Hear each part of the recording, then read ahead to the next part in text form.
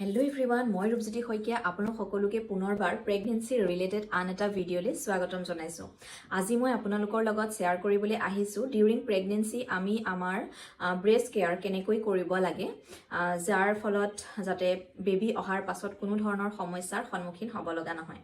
Actually baby অহাৰ পাছত আমি যদি নিজৰ মাকৰ গাখীৰটোৱে যিহেতু উপযুক্ত বুলি ভাবো ন উপযুক্ত হয় কিন্তু যদি আপুনি ভালকে প্ৰেগনেন্সিৰ টাইমত কেয়াৰ নলয় তেতিয়া হলে আপোনাৰ বেবী অহাৰ পাছত বেবীয়ে ভালকৈ আপোনাৰ গাখীৰ নাপাব তাৰ ফলত কি হ'ব বজাৰৰ পাউডাৰ বটল ফিট কৰাব লগা হ'ব পাৰে ঠিক তেনেকে আপুনি যদি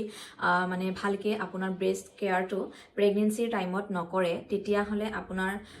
নিপল ক্ৰেক ফাংগাল ইনফেকশন এনেকুৱা ধৰণৰ সমস্যা আহিব পাৰে বা বহুতৰে ডিউৰিং প্ৰেগনেন্সি মানে ব্ৰেষ্টত পানী নিচিনা গাখীৰ বা কেতিয়াবা গাখীৰ নিচিনা ওলোৱা দেখিবলৈ পোৱা যায় সো এইবোৰ আসলতে ভালকে যদি কেয়াৰ লোৱা নহয় তেতিয়া হলে বিভিন্ন ধৰণৰ এনেকুৱা সমস্যা দেখিবলৈ পোৱা যায় ঠিক তেনেকে ব্ৰেষ্ট সাইজটো যদি আপোনালোকে ভালকে চুজ কৰিব নোৱাৰে তাৰ ফলত আপোনাৰ ব্ৰেষ্টত বিভিন্ন প্ৰবলেম হ'ব পাৰে বহুত বেছি টাইট হৈ থাকিলে আপোনাৰ ব্ৰেষ্টত গাঁঠ লাগিব পাৰে আপোনাৰ বহুত বেছি পেইন ফিল হ'ব আৰু ঠিক তেনেকে ভালকে কেয়াৰ নললে আপোনাৰ ব্ৰেষ্টত ষ্ট্ৰেচ মাৰ্ক দেখিবলৈও পোৱা যায় যেটো আমাৰ কোনো মহিলাই মানে হোৱাটো নিবিচাৰে হয়নে সো এই আটাইখিনি সমস্যা নহবৰ কাৰণে কেনে ধৰণে কেয়াৰ ল'ব লাগিব মই মোৰ ফাৰ্স্ট প্ৰেগনেন্সি বা বৰ্তমান সেকেন্ড প্ৰেগনেন্সিত মই কেনেকে কেয়াৰ লৈছো সেইখিনিকে আপোনালোকৰ লগত আজিৰ ভিডিঅ'টোত শ্বেয়াৰ কৰিম সো ভিডিঅ'টো স্কিপ নকৰি শেষলৈকে চাই থাকিব তেনেহলে বলক ভিডিঅ'টো ষ্টাৰ্ট কৰো ভিডিঅ'টো আৰম্ভ কৰাৰ আগতে আপোনালোকক ক'ব বিচাৰো যে আপোনালোক যিসকলে ইউটিউবত চাই আছে চেনেলটো সাবস্ক্ৰাইব কৰি ল'ব যিসকলে ফেসবুকত চাই আছে পেজটো ফলো কৰি ল'ব যাতে এনেকুৱা ধুনীয়া ধুনীয়া ভিডিঅ'বোৰ আপোনালোকে আগলৈও পাই থাকে সো এতিয়া প্ৰথম কথা হ'ল যে আমি ডিউৰিং প্ৰেগনেন্সি আমাৰ ব্ৰেষ্ট কেয়াৰ কৰাৰ ক্ষেত্ৰত ফাৰ্স্ট মন কৰিবলগীয়া বস্তুটোই হৈছে মাসাজ আমি যিমান মাসাজ কৰিম সিমানে আমাৰ সমস্যাসমূহ অহাৰ পৰা আমি নিজকে দূৰত ৰাখিব পাৰিম আমি যেনেকে আমাৰ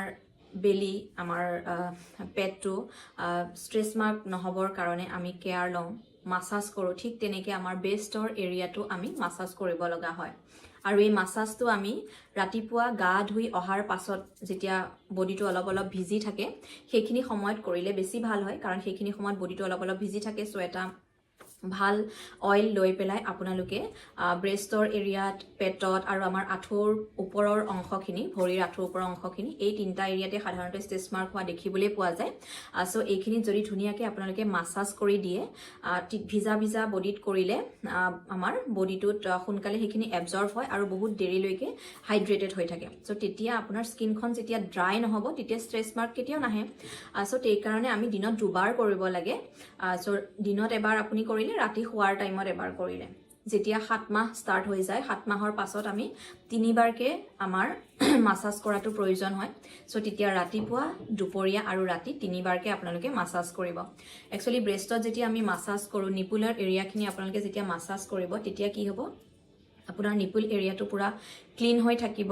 নিপল এৰিয়াটো পুৰা সফট হৈ যাব তেতিয়া বেবী অহাৰ পাছত ব্ৰেষ্ট ফিডিংৰ টাইমত অসুবিধা নহয় যদি নিপল এৰিয়াটো আপুনি ক্লিন কৰি নাৰাখে বা নিপল এৰিয়াটো আপুনি মাসাজ কৰি সফট কৰি নাৰাখে তেতিয়া হলে কি হ'ব বেবীয়ে যেতিয়া ব্ৰেষ্ট ফিড কৰিব বিচাৰিব তেতিয়া আপোনাৰ পেইন হ'ব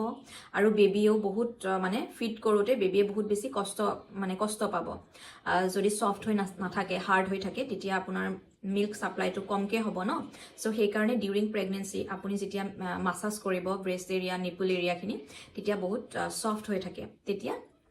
বেবীৰ ব্ৰেষ্ট ফিডিংৰ টাইমত অসুবিধা নহয় বা আপোনাৰো বিষ যেটো সাধাৰণতে হোৱা দেখিবলৈ পোৱা যায় সেই বিষটো আপুনি কেতিয়াও ফিল কৰিব লগা নহয় সো সেই কাৰণে যিমান পাৰে মাসাজ কৰিব সো 2 নম্বৰতে কি হয় আমাৰ বহুতৰে ব্ৰেষ্ট এৰিয়াত ক্ৰেক হোৱা দেখিবলৈ পোৱা যায় নিপল এৰিয়াটো ফাটি ফাটি যোৱা যেন দেখিবলৈ পোৱা যায় সো তেতিয়া আপুনি লগে লগে নিজৰ ডক্টৰৰ লগত কনসাল্ট কৰিব নিপল অইনমেন্ট এনেকুৱা কিছুমান পোৱা যায় সো সেইবোৰ বস্তু আপুনি ব্যৱহাৰ কৰি প্ৰেগনেন্সি টাইমতে সেই প্ৰবলেমবোৰ ঠিক কৰিব ঠিক তেনেকে আমাৰ কেতিয়াবা নিপল এৰিয়াটোত কিছুমান বগা বগা ছালৰ নিচিনা এৰাই অহা দেখিবলৈ পোৱা যায় সো সেই বগা বগা ছালবিলাক যদি আপুনি সাফা ডেইলি কৰি নাথাকে মানে যেতিয়া আপুনি মাসাজ নকৰিব কেয়াৰ নলব তেতিয়া সেই প্ৰবলেমবোৰ আহিবই সো তেতিয়া কি হ'ব তাৰ পৰা ফাংগাল ইনফেকশন হ'ব পাৰে সো এই ইনফেকশনবোৰ বেবী অহাৰ পাছত যেতিয়া ব্ৰেষ্ট ফিড কৰোতে ইনফেকশন বেবীৰ মুখ পেটৰ ভিতৰলৈ যাব তাৰ ফলত কি হ'ব বেবীৰ ডায়েৰিয়া এনেকুৱা ধৰণৰ পেটৰ বিষ এনেকুৱা ধৰণৰ সমস্যা আহি পৰে তাৰ উপৰি আপোনাৰ যদি চুলিত বহুত বেছি ডেন্ড্ৰফ থাকে ন তেতিয়া হলেও সমস্যা আহে কাৰণ আমাৰ ডেন্ড্ৰফবোৰ সাধাৰণতে আমাৰ কান্ধতে পৰে আপুনি মূৰ আচুৰিলেও নাচুৰিলেও উৰি আহি কান্ধতে পৰে সাধাৰণতে ডেন্ড্ৰফবিলাক আৰু বেবীক আমি ব্ৰেষ্ট ফিডিং কৰাই পেলাই 5-10 মিনিট যিহেতু কান্ধত লৈ পেলাই আমি এনেকৈ পাম্পিং কৰাব লাগে চ' সেইকাৰণে তেতিয়া আপোনাৰ কি হ'ব বেবীৰ হয়তো ডেন্ড্ৰফ পেটৰ ভিতৰলৈ যাব পাৰে চ' তেনেকৈ ডেন্ড্ৰফ পেটৰ ভিতৰলৈ গৈ পেলাইও কিন্তু বেবীৰ পেট বিষ ডায়েৰিয়া নিচিনা সমস্যা আহি পৰিব পাৰে চ' সেইকাৰণে হেয়াৰটোতো পুৰা ক্লিন কৰি ৰাখিব ঠিক সেইদৰে নিজৰ নিপল এৰিয়া ব্ৰেষ্ট এৰিয়াখিনি খুব মানে ক্লিন কৰি ৰাখিব যাতে তেনেকুৱা ধৰণৰ সমস্যা একচুৱেলি বেবীৰ হোৱাটো আমি কেতিয়াও নিবিচাৰোঁ গতিকে সেইখিনি যেতিয়া আগৰ পৰাই আপুনি কেয়াৰ ল'ব তেতিয়া সেই সমস্যা কেতিয়াও আহি নপৰে নেক্সট আহিল আমাৰ ব্ৰেষ্ট চাইজ আমি চেক কৰোঁতে সদায় এটা প্ৰপাৰ চাইজ আমি ল'ব লগা হয় এতিয়া আমাৰ যেনেকৈ বেলি এৰিয়াটো আমাৰ মান্থলি বাঢ়ি গৈ থাকে ঠিক তেনেকৈ আমাৰ ব্ৰেষ্ট চাইজটো কি হয় প্ৰেগনেন্সিত মান্থলি বাঢ়ি গৈ থাকে চ' তেনে ক্ষেত্ৰত যদি আপুনি আপোনাৰ ব্ৰা চুজ কৰোঁতে আপুনি ভুল কৰে বহুত বেছি টাইট পিন্ধে বা বহুত বেছি লুজ পিন্ধে তাৰ ফলতো আপোনাৰ প্ৰব্লেম আহিব পাৰে বহুত বেছি লুজ পিন্ধিলে আপোনাৰ ব্ৰেষ্ট এৰিয়াখিনি পিছলৈও লুজ হৈ যোৱাৰ চান্স থাকে আৰু যদি আপুনি বহুত বেছি টাইট পিন্ধে তেতিয়াহ'লে কি হ'ব আপোনাৰ তাতে গাঁঠ লাগিব আপোনাৰ গাখীৰ বন্ধ হৈ থাকিব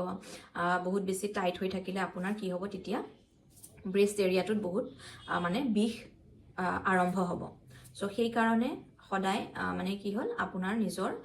ব্ৰা চাইজটো একদম নৰ্মেল এটা চাইজ আপুনি চুজ কৰিব প্ৰতি মাহে চাইজটো অকণমান আপ কৰিব লগা হয় চ' সেই হিচাপত চাইজটো আপ কৰিব আৰু এতিয়া আমাৰ কি হয় বেবী হোৱাৰ পাছত বহুতৰে প্ৰথম দিনাখনেই গাখীৰ বৰ বিশেষ নাহে সাধাৰণতে আহে যদিও 4-5 দিন লাগে মাকৰ গাখীৰ ভালকৈ পাবৰ কাৰণে চ' 4-5 দিনলৈ আপুনি প্ৰথম এদিন দুদিনত বেবীয়ে ভালকৈ গাখীৰ পোৱা নাই বুলি মন বেয়া নকৰি 4-5 দিন ধুনীয়াকৈ ৱেইট কৰিব 4-5 দিনত নৰ্মেলি আহি যায় কিন্তু 4-5 দিনতো যদি আপোনাৰ ব্ৰেষ্ট মিল্ক বৰ বিশেষ নাহে তেতিয়াহ'লে আপুনি নিজৰ ডক্টৰৰ লগত কনচাল্ট কৰি পেলাই হোমিঅ' বা এলোপেথি বহুত তেনেকুৱা ধৰণৰ মেডিচিন পোৱা যায় যি আপোনাৰ মানে গাখীৰ বৃদ্ধি কৰাত হেল্প কৰে চ' তেনেকুৱা ধৰণৰ ডক্টৰৰ উপদেশ অনুসৰি আপুনি সেই মেডিচিন লৈ পেলাই নিজৰ ব্ৰেষ্ট মিল্ক বৃদ্ধি কৰাব পাৰিব কিন্তু প্ৰথমতে মানে যিমান পাৰে মেডিচিনৰ পৰা দূৰত থাকি পেলাই নৰ্মেলি নিজকে মেণ্টেলি মানে ফ্ৰী ৰাখি যদি বেবীয়ে গাখীৰ পোৱা নাই এটা মানে মনত প্ৰেছাৰ লৈ থাকে তাৰ ফলতো কিন্তু কেতিয়াবা ব্ৰেষ্ট মিল্ক কমকৈ ছাপ্লাই হয় চ' সেইকাৰণে নিজকে ফ্ৰীলি ৰাখিব ধুনীয়াকৈ আপোনাৰ মানে ব্ৰেষ্ট মিল্ক ছাপ্লাই হ'বই এইটো যিহেতু নেচাৰেল হয় চ' তাৰ পাছতো যদি আপোনাৰ টেনশ্যন থাকে বেবীয়ে পোৱা নাই যেন লাগে তেতিয়া ডক্টৰৰ অনুমতি অনুসৰি আপুনি মেডিচিন ল'ব পাৰে তো এইখিনি বস্তু আপুনি মানে যিখিনি মই আপোনাক ব্ৰেষ্ট কেয়াৰ কৰাৰ ক্ষেত্ৰত ক'লোঁ এই কেয়াৰখিনি যদি আপুনি প্ৰেগনেন্সি ষ্টাৰ্ট হোৱাৰ পৰা ষ্টাৰ্ট কৰি দিয়ে তেতিয়াহ'লে বেবী অহাৰ পাছত আপোনাৰ কিন্তু ব্ৰেষ্ট মিল্ক লৈ পেলাই বা ব্ৰেষ্ট এৰিয়াত যিখিনি আমাৰ সাধাৰণতে প্ৰব্লেম দেখিবলৈ পোৱা যায় সেই প্ৰব্লেমখিনি কিন্তু আপুনি ফিল কৰিব লগা নহয় মই মোৰ ফাৰ্ষ্ট প্ৰেগনেন্সি বা এতিয়া বৰ্তমানো মই যথেষ্টখিনি মানে কেয়াৰ লওঁ মানে ব্ৰেষ্ট এৰিয়াটো একচুৱেলি কাৰণ বেবীৰ আহি পেলাই পৃথিৱীলৈ আহিয়ে প্ৰথম যিহেতু মানে মাকৰ গাখীৰে বেবীয়ে গ্ৰহণ কৰিব চ' সেই এৰিয়াখিনি আপুনি যদি এতিয়াৰ পৰাই ভালকৈ ক্লিন কৰি নাৰাখে তেতিয়াহ'লে বিভিন্ন ধৰণৰ বীজাণু বেবীৰ পেটলৈ যোৱাৰ চান্স থাকে ন চ' সেইকাৰণে সদায় আপুনি গা পা ধোৱাৰ সময়ত খুব ধুনীয়াকৈ সেই এৰিয়াখিনি আপুনি ক্লিন কৰিব নিপুল এৰিয়াখিনি কোমল কাপোৰ এখন লৈ পেলাই ধুনীয়াকৈ পৰিষ্কাৰ কৰিব যেতিয়া আপুনি ডেইলি অইল মাছাজ কৰিব ন অইল মাছাজ কৰাৰ লগে লগে লেতেৰাবোৰ নেক্সট ডে আপুনি এখন কোমল কাপোৰ লৈ পেলাই যেতিয়া সেই এৰিয়াখিনি চাফা কৰিব তেতিয়া পুৰা ক্লিন হৈ যায় আৰু যেতিয়া ষ্টাৰ্টিঙৰ পৰা আপুনি মাছাজ কৰি থাকিব বহুত বেছি ছফ্ট হৈ থাকে এৰিয়াটো তো তেতিয়া পিছত আপোনাৰ বেবী আহি পেলাই মানে ব্ৰেষ্ট ফিড কৰাত কোনো ধৰণৰ সমস্যা নাহে বা আপোনাৰ ফাংগল ইনফেকশ্যন নিপুল ক্ৰেক এনেকুৱা ধৰণৰ সমস্যাবিলাকো পিছত তেতিয়া আপুনি ফিল কৰিব লগা নহয় আৰু বেবীয়ে ব্ৰেষ্ট ফিড কৰোঁতে যিটো পেইন মানুহে ফিল কৰে ন সেই ফিলটো মই মোৰ ফাৰ্ষ্ট বেবীৰ ক্ষেত্ৰতো কৰিব লগা হোৱা নাছিল এনেধৰণে কেয়াৰ লোৱাৰ কাৰণেই নিশ্চয় মই সেই ফিলটো পোৱা নাছিলোঁ চ' সেইকাৰণে আপোনালোকেও এনেধৰণে কেয়াৰ ল'ব তেতিয়া কেতিয়াও আপোনালোকৰো কোনো ধৰণৰ সমস্যা নহয় তো এইখিনি কথা আজি আপোনালোকৰ লগত শ্বেয়াৰ কৰিলোঁ আশা কৰোঁ আজিৰ ভিডিঅ'টোৱে আপোনালোকক অকণমান হ'লেও হেল্প কৰিছে চ' যদিহে হেল্প হৈছে বুলি ভাবে তেতিয়াহ'লে এটা লাইক কৰিব কমেণ্ট ছেকশ্যনত কমেণ্ট কৰিব আৰু পুনৰবাৰ কওঁ মোৰ চেনেলটো ছাবস্ক্ৰাইব কৰি দিব ফেচবুকত চাই আছে যদি মোৰ পেজটো ফ'ল' কৰি ল'ব যাতে এনেকুৱা ধুনীয়া ধুনীয়া ভিডিঅ'বোৰ আপোনালোকে কেতিয়াও মিছ কৰিব লগা নহয় তেনেহ'লে আজিলৈ আহিছোঁ পুনৰ লগ পাম আন এটা নতুন ভিডিঅ'ত বাই বাই।